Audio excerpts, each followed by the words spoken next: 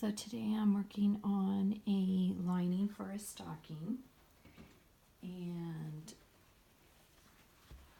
in my other video I cut out the stocking and now I'm hand stitching along the outside. And then after my stocking is done, I'm going to stuff this in here. I have the right sides of my lining together, and then I'm working on the top. So here's the top, and all I did was I hand stitched along here. I have the right sides together. I turned the top down and I'm ironing it. And now I'm going to turn the bottom up.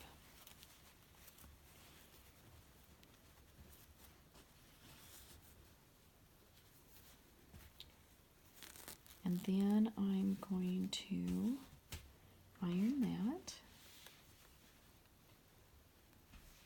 You could do this on the machine, which is much faster.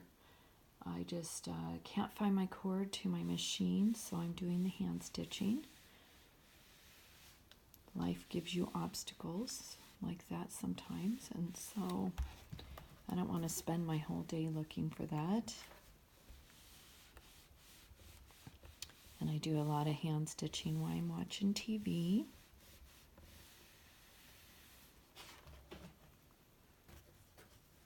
Okay, so now I'm going to fold this in half.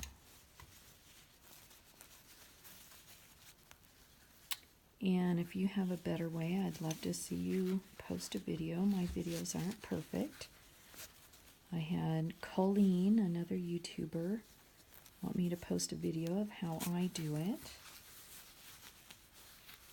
Normally, I make the top or the cylinders larger, but in this case I didn't have that much material, so I wanted to help Colleen out and just show her how I did it.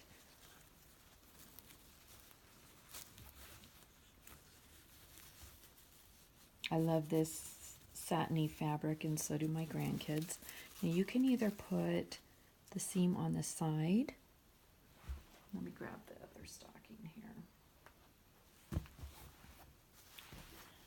You can either do it like this,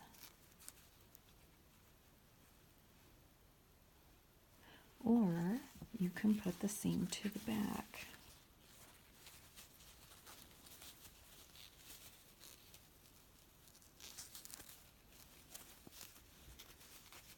And I'm calling it a cylinder for a lack of a better word. If you have the right terminology, please let me know. See, you could put the seam to the back. And then this is the way it's going to look. I hope you can see that good enough. Like I said, normally my tops are a lot taller than this. And then you can just hand embroider their name up here, or you could put the embroidery down here, whichever way you want. And I never make two tops exactly the same because I want it to be unique to each grandchild or each person I'm making it for. This particular stocking I've been working on a long time. I only get to work on these in my spare time, but I find it very rewarding. And I follow the pattern to an extent, but then I make it my own. I add in different things to the Christmas tree here that's unique to the grandchild that I'm making this for. And in this particular one, I had lost my bird, so I'm crafting another bird for this. And getting back to the cylinder, I'm going to fold this down, and so when this attaches, it's going to be inserted in this part. And then I'll have a really nice lining. And these last pretty much forever. This satin is washable.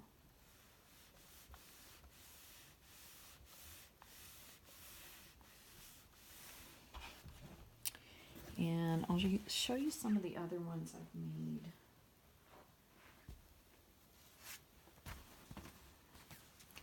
This one I did for my granddaughter Athena, and I put the side stitch here. And when this hangs on the wall, you can't see that. It just... And on the inside,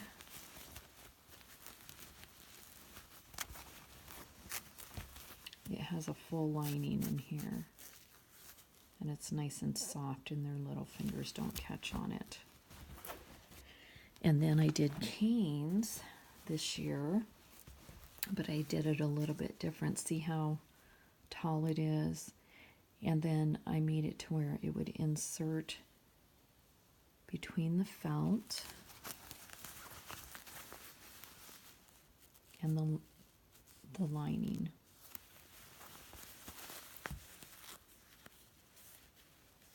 My stitches aren't perfect. They don't have to be.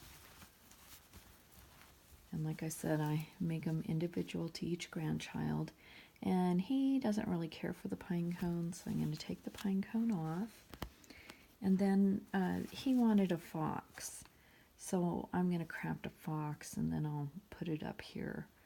And I don't have to have that done for this Christmas. I can do it for next Christmas. And then I did this one for my granddaughter Caitlin. Looks like I need to wash this one. But this one's 16 years old. And it has a white lining. And she just told me that she wants red up here, and then she would like an owl on hers. So I'll do that at some point for her. And I hope my videos help you, and I hope you have a wonderful and blessed day.